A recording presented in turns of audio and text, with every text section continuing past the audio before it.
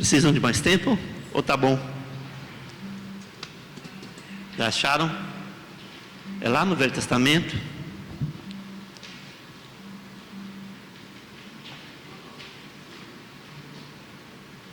A partir do primeiro versículo.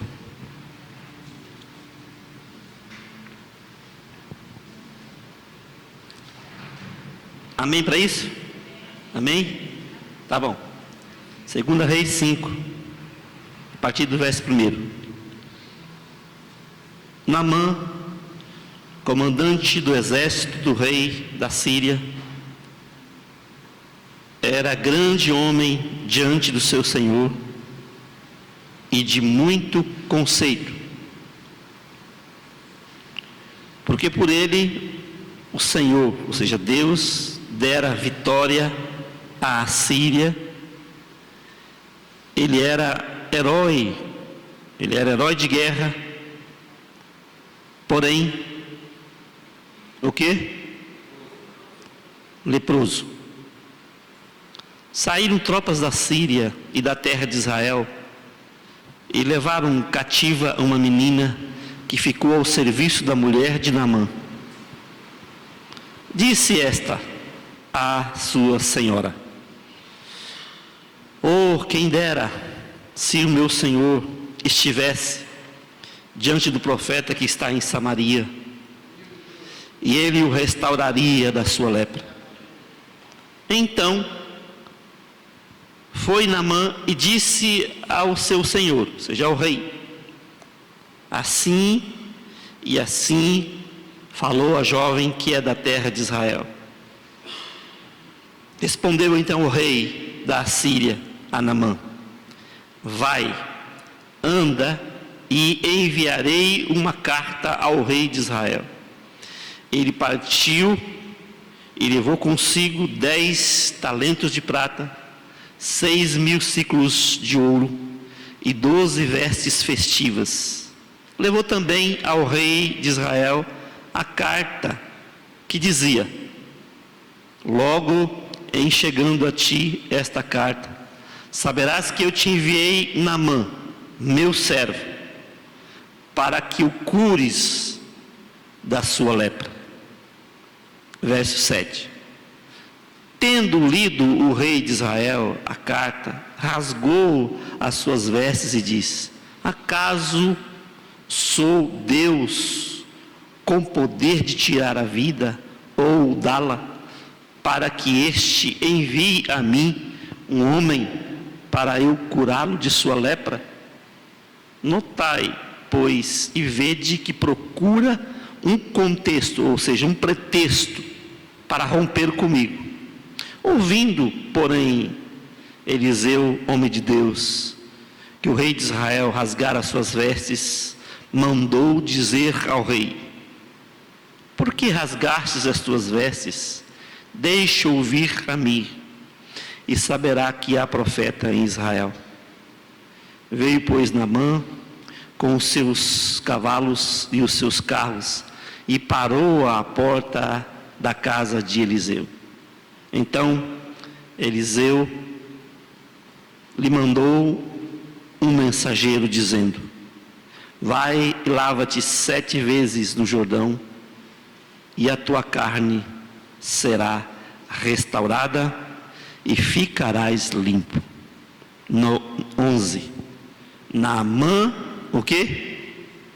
Naamã, porém, muito se indignou e se foi dizendo: pensava eu que ele sairia a ter comigo, por-se-ia de pé, invocaria o nome do Senhor seu Deus, moveria a mão sobre o lugar da lepra e restauraria o leproso. Não são, porventura, Abana e Farfar, rios de Damasco, melhores do que todas as águas de Israel? Não poderia eu lavar-me neles e ficar limpo? E voltou-se e se foi com indignação. Então se chegaram a ele os seus oficiais e lhe disseram: meu pai, Se te houvessem dito o profeta alguma coisa difícil, acaso não o farias? Quanto mais, já que apenas te diz, lava-te e ficarás limpo.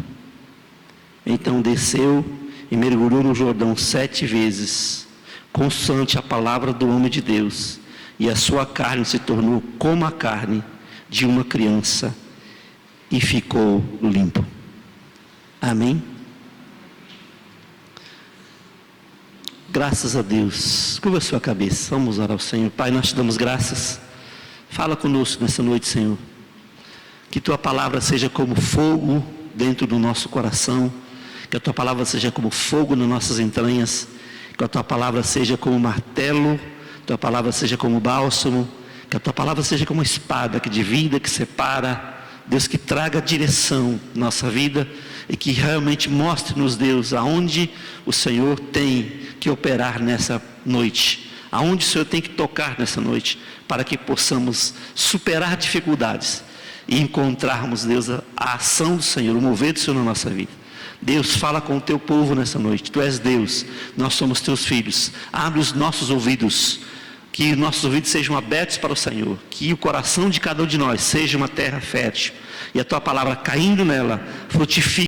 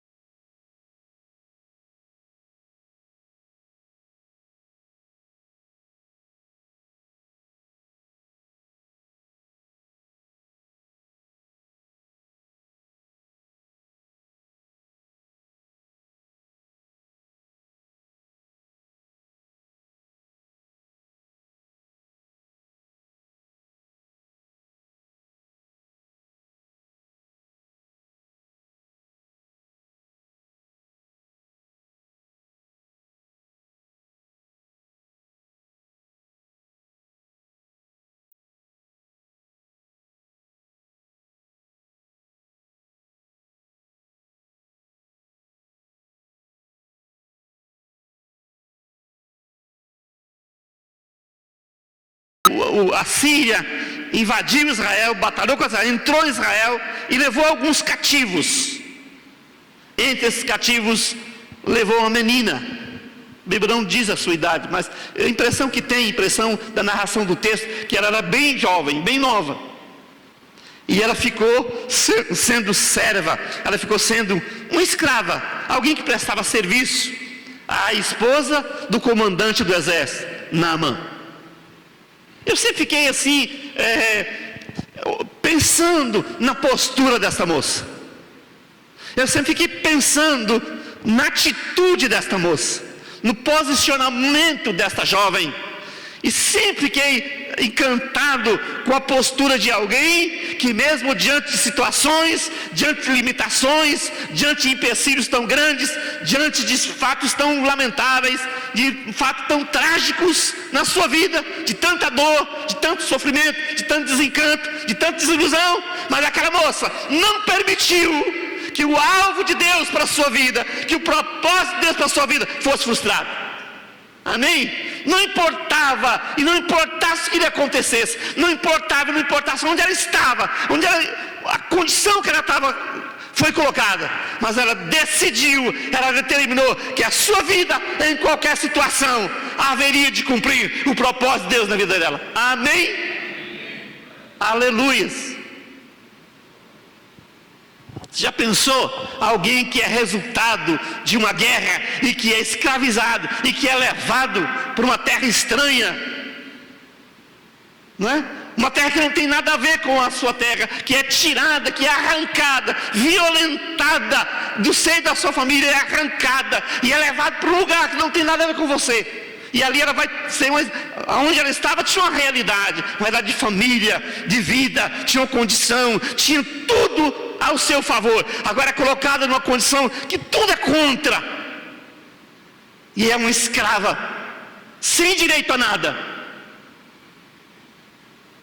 Mas esta moça decide que aonde ela está, na condição que ela está, ela vai seguir a sua vida, e ela vai seguir o seu propósito, e nada lhe vai fazer parar. Amém?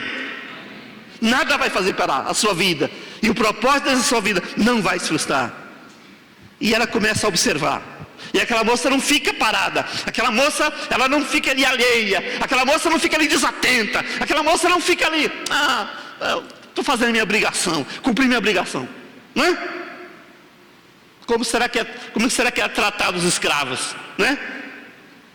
E aquela moça, talvez, eu penso que não tinha obrigação nenhuma de tomar a postura que ela tomou. Mas aquela moça começa a ver, e ela começa a perceber que o seu senhor, que aquele homem, ele era um homem nobre. Ela começa a perceber que aquele homem era um homem digno. Ela começa a perceber que aquele homem era um homem de prestígio. Ela começa a perceber que aquele homem era alguém decente, era alguém, né, de nobreza, era alguém digno, talvez até pela postura dele, pela maneira como a tratava, não sei o que. Mas Deus começa a atrair o olhar e o coração daquela moça, e começa a afeiçoar aquela moça, aquele homem, aquele seu senhor, mesmo sendo o seu algoz, mesmo sendo aquele que o escravizava, mesmo sendo aquele que a arrastou, que a levou para lá e a colocou naquela situação tão degradante, tão aquém daquilo que era a sua condição anterior. Mas a sua vida tem um propósito maior. E aqui, meu irmão, minha irmã, eu gostaria que você olhasse para mim e entendesse uma coisa. Olha, tem alguém mais importante do que eu na minha história. Amém? Tem alguém mais importante do que a minha tem um propósito muito maior do que a minha felicidade. Tem um propósito muito mais glorioso, muito mais sublime, de que as coisas dê certo e continue dando certo para mim. Eu não sou o centro dessa situação. A minha vida tem algo que é maior do que eu. Amém? E eu tenho que entender isso. Se eu não entender isso, eu vou me frustrar. Se eu não entender isso, eu vou me acomodar. Se eu não entender isso, eu vou parar. Se eu não entender isso, eu vou desistir. Eu tenho que entender que acima de mim, acima dos meus alvos, dos meus objetivos, dos meus sonhos, há algo muito maior. Muito maior. Senão as coisas não valerão a pena. Senão as coisas não vão valer a pena. A minha luta vai ser uma luta em glória. Eu não vou ter motivação, eu não vou ter força, eu não vou ter ânimo para tomar posturas, para tomar posições, eu não vou ter alegria de andar a segunda milha, eu não vou ter condição de se alguém pedir a minha capa, eu dar a minha túnica, eu não vou ter condição, se alguém me afrontar, eu virar ao outro lado, porque eu estou ressentido, eu fui confrontado, eu fui diminuído, eu fui desprestigiado. Não sou eu, é Ele, é por causa dEle. Eu estou aqui não é por mim, mas é por Ele, é por algo que extrapola a minha vida de 30, de 40, de 50, de 100 anos, se for. Não interessa, mas a minha vida tem um alvo, tem um objetivo que é muito maior e que me faz superar doenças, situações, tristezas, decepções, desencantamentos, que me faz andar e prosseguir, esperando que os horizontes vão se abrir e que eu vou contemplar a glória de Deus. Aleluia! É isso. Senão eu vou desistir, senão eu vou parar.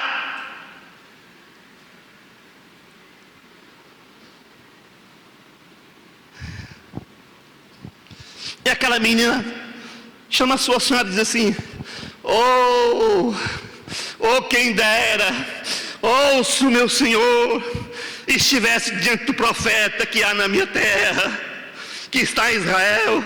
Amém? É claro que ela não está falando do homem, percebeu aqui?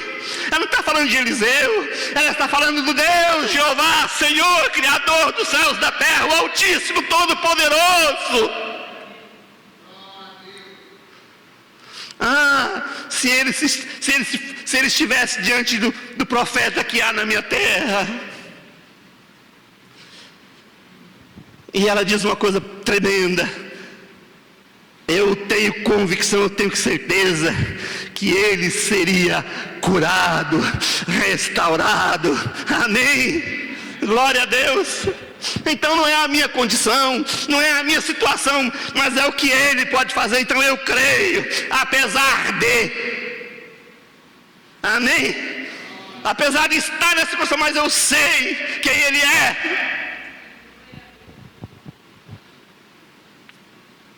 E nós vemos uma coisa interessante aqui. A senhora, esposa de Naamã, conta para ele. E ele vai ao rei e diz para o rei: olha, a moça que está na minha casa, que é de Israel, disse assim, assim e assim. E assim é. Eu fiquei assim, né? Eu fiquei encantado com essa expressão. E assim é. Ela disse que é assim. Uma escrava tem esse prestígio todo. Uma escrava tem, né? Tem essa confiança toda, né? Que segurança ele tinha? Mas assim é. Aí está o testemunho. Amém? Aquela menina estava naquela condição, mas em momento algum ela permitiu, ela deixou que o nome do Senhor fosse desmerecido. Em momento algum ela permitiu que o nome do Senhor fosse desvalorizado. Em momento algum ela permitiu que o testemunho do nome de Deus fosse denegrido. Então eu posso pensar o seguinte: aquela moça estava ali lamentando. Oh, coitadinha de mim. Oh, o que aconteceu comigo? Melhor se eu tivesse morrido, né? Porque isso, porque aquilo outro. Porque cadê Deus? Não. Será que estava? Será que ela estava lá lavando os pratos? Será que ela estava lavando roupas, passando? Será que ela estava lamentando? Né? Será que era isso? Será que ela estava o tempo todo se lastimando? Já pensou? O que eu estou fazendo aqui? Por que Deus permitiu isso? Eu estou em pecado. Né? Qual a geração? Quem foi que pecou? Né? Semana passada, quem foi que pecou? O que é que eu fiz de errado?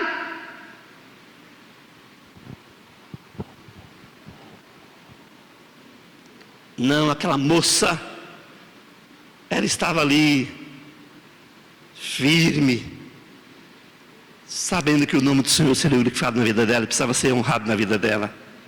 E o rei disse assim: olha, vem cá que eu vou te enviar lá, o rei de Israel. E mandou uma carta: olha, eu vou te mandar aqui Naamã, meu servo, para que você restaure ele da sua lepra.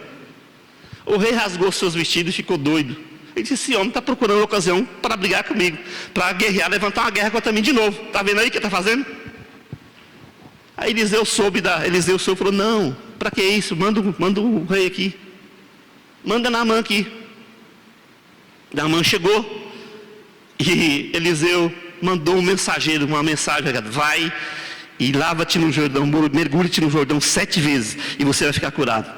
Naamã, misericórdia, ficou irado. E disse: não é os rios lá da Síria, muito mais limpo, muito mais... E era mesmo. O rio Jordão é sujo. O rio Jordão, misericórdia, perto dos rios da Síria. Não podia eu lavar-me lá e ficar curado, precisava vir aqui. E foi indignado. Aí os seus servos chamaram: meu pai, se o profeta tivesse pedido para você uma coisa, para o senhor uma coisa muito mais difícil, você não ia fazer? Quanto mais que ele te disse: lava-te e mergulha-te 7 vezes, que custa isso? E falou: tá certo. Foi e mergulhou 7 vezes. E quando saiu, estava completamente curado. A sua pele estava como a pele de uma criança. Quero falar sobre isso aqui. Porém, olha aqui o obstáculo. Naamã, um homem valoroso, um homem de fama, um homem de prestígio, herói de guerra na sua terra, respeitadíssimo. Porém, o quê? Leproso. Será que o problema dele era a lepra? Será que o problema dele era só físico? Você sabe que lepra tem muito a ver com a questão de orgulho, né? Um dos símbolos do problema da lepra é orgulho. Há um espírito, segundo os especialistas aí, né? Espírito, sei lá como é que chama isso aí, essa especialidade aí. Cada doença dessa aí tem um poder para trás disso que age. Diz que a lepra é o orgulho, é a presunção. Então você vê na Bíblia algumas coisas nesse sentido. Você vê, por exemplo, o rei de Israel, um dos reis de Israel, quando entrou Uzias, quando entrou no templo, ofereceu sacrifício que ele não devia oferecer, não podia. Mas ele achou que ele era tão bom, que Deus o abençoava tanto, que ele era tão... que ele podia ser o que ele não era. E quando entrou, que o sacerdote chegou e disse: não, você não pode, você não pode entrar. Aí no santo não pode, ninguém não pode entrar. E ele se irou-se e se rebelou contra. E a Bíblia diz que imediatamente uma lepra surgiu na sua testa, não é? E ele morreu disso.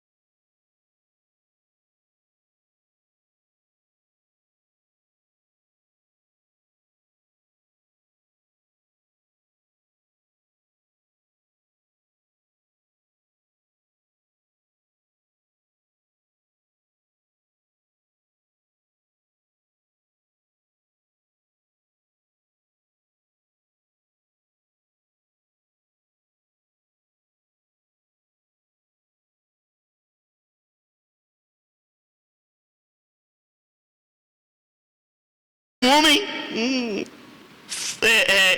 corajoso, destemido, de valor, porém, filho de uma prostituta. E os seus irmãos chamaram e disseram: você não vai andar conosco não, você é filho de outra mulher, você pode chispa de casa, pode ir embora. E o expulsaram de casa. E as pessoas daquela família expulsaram também de casa. Ou seja, você é um bastardo. Ao porém, olha o obstáculo. Ele era filho, mas era bastardo. Então, vai embora. E Jefté foi para umas terras distantes, Jobe. E chegou naquela terra, o que aconteceu? Se juntaram a ele homens ruins, homens mal intencionados. Se juntaram a ele. E ele se acomodou àquele meio. Percebe as influências, como é que acontece na vida de alguém? Mas aconteceu o que? Deus fez vir sobre Israel uma situação que ninguém foi achado. Deus não permitiu que ninguém se levantasse. E aí os anciãos de Israel foram procurar Jefté. Vem e ser líder sobre nós e batalha contra os nossos inimigos. E ele falou: agora que vocês precisam de mim, ou vocês me expulsaram de casa, agora que vocês estão... Mas ele falou: não, é exatamente isso. Nós queremos que você seja chefe sobre nós. Amém. Glória a Deus. Irmão, esse momento seu, esse momento nosso de baixa, esse momento vai chegar uma hora que os próprios inimigos da gente vai dizer: olha, amém? Deus vai fazer com que o reconhecimento venha daqueles que nós menos esperamos. Mas é preciso que nós sejamos firmes. Amém? Eu estava olhando alguns outros, porém, lembra de Moisés? Quando Deus quis usar Moisés: ah, Senhor, usa outro, Senhor. Ué, mas não era ele que queria ser usado por Deus para livrar Israel de... Não é? Mas se eu sou pesado de língua, Senhor, eu sou meio gago. Eu estava pensando em Israel quando saiu do Egito. Deus tinha uma promessa, Deus tinha uma palavra para Israel, Deus tinha uma herança da terra prometida. Mas quando chegar diante do Mar Vermelho, pronto, acabou-se. Todo mundo está em festa e tal, alegria, e vai, aquela alegria toda, e vamos para ricos, cheios de riquezas, né, de tesouros e tal. Mas quando chegou, e agora vamos para onde? Deus nos trouxe aqui para matar a gente aqui no deserto. A gente vai morrer aqui, vamos ser enterrados todos aqui, porque agora para onde vamos? Olha o rei, olha o faraó atrás de nós, vamos morrer aqui. Entre Israel e a promessa de Deus havia um obstáculo: o Rio Vermelho. O Rio Vermelho, o Mar Vermelho. Copiei Tiago. Copiei Tiago semana passada. Falei: Tiago está lá lá em feira, está na igreja dele lá. Mar Vermelho. E Moisés clamou a Deus, e o povo dele: Moisés, por que você clama a mim, Moisés? Diga ao povo de Israel que o quê? Marche. E você, Moisés, bate com a vara no mar. Amém? Os recursos estão onde, irmãos? Aonde estão os recursos de Deus para superar os nossos poréns? E superar as nossas dificuldades, nossas barreiras, os nossos empecilhos, os nossos obstáculos? Estão aonde? Já está nas nossas mãos, Deus já nos deu. Amém? Deus já nos capacitou. E eu fiquei pensando, e fui andando por aí afora, e fui descobrindo algumas coisas, e fui crescendo. Aí cheguei no Novo Testamento, e cheguei em Jesus. Aí me deparei com o cego de Jericó. Jesus, filho de Davi, tem misericórdia de mim. Jesus, filho de Deus, tem misericórdia de mim. Porque ele ouviu que Jesus estava passando. E a multidão: cala, rapaz, fica quieto, você está acomodando o mestre, está acomodando, está vendo que ele já está saindo. Ele não vai incomodar você. E aí ele gritava o quê? Mas Jesus, filho de Davi, tem compaixão de mim. Amém. E aquela multidão: olha,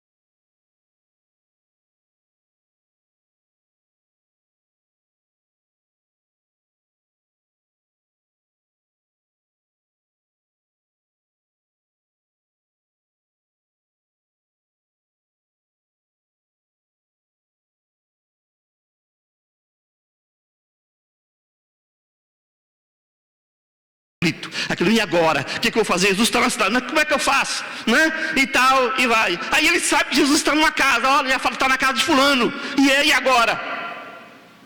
Aí vem os amigos dele, sei lá, se fala com os amigos, e vem 4 amigos, olha, e agora? Vamos lá. Cada um pega uma maca, 4, um de um lado do outro, 4 e leva aquele homem na porta. Quando chega lá, quem é que chega? O quarteirão está fechado, tudo fechado, ninguém entra.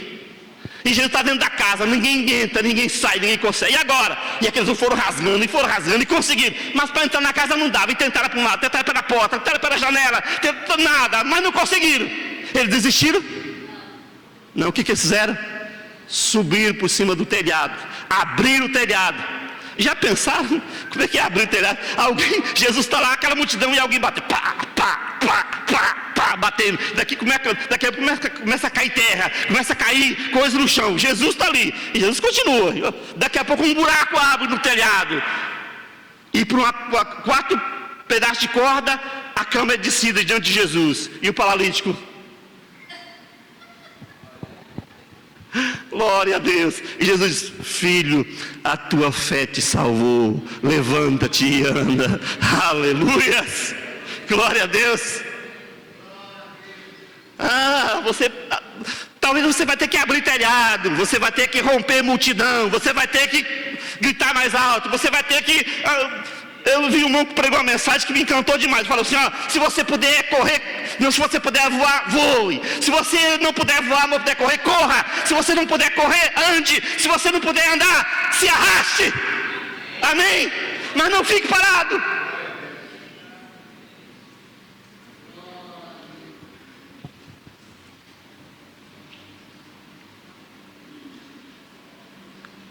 Aleluias. Glória a Deus. Eu quero terminar dizendo, você pode. Amém? Nós podemos. Já está em nós toda a graça necessária para que rompamos com todas as dificuldades, os poréns, os obstáculos, as barreiras, as limitações, os empecilhos, as resistências, e entremos na promessa de Deus para a nossa vida. Amém? Talvez entre você e o seu casamento existe um porém. Talvez entre você e a sua saúde existe um porém. Entre você e a sua família existe um porém. Entre você e o seu trabalho, a sua empresa, existe um porém. Entre você e a sua própria vida de saúde física, emocional, existe um porém, uma depressão, sei lá, alguma coisa. Existe uma luta, uma guerra. Existe uma dificuldade na sua vida. Ou talvez tudo esteja bem, como Naamã, né? Tranquilo, um homem respeitado, digno. Na rua, tudo bem. Nas aparências, tudo certo. Mas, no fundo, existe alguma coisa. Eu vou dizer para você hoje. O Senhor está dizendo para você hoje. Levante-se, em nome de Jesus. Amém? Levante-se. Porque o dia chegou, é hora de você tomar uma posição, que Deus é contigo, Deus é conosco, em nome de Jesus. Vamos ficar em pé, em nome do Senhor, vamos orar, vamos agradecer a Deus.